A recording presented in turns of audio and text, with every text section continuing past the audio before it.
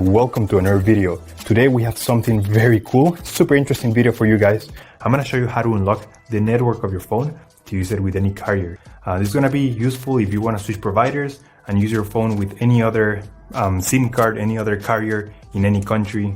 So it's gonna be compatible worldwide. So this is by far the best way to unlock your phone.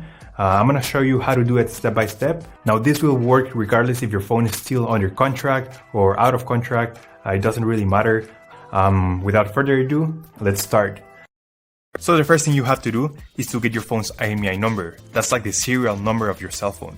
So we're gonna open the dial pad and we're gonna dial *#06#. As you will see, your IMEI number will appear in the screen.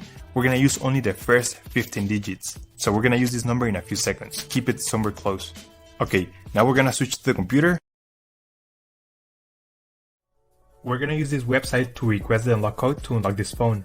So first you need to fill in the information about the phone you want to unlock in this form. Processing times may always vary, so be very patient. It may be very fast sometimes, but sometimes it may also take a little bit longer, so just keep that in mind. Okay, so after you have waited the estimated amount of time, you're gonna get an email, and I'm gonna show you how the email will look like.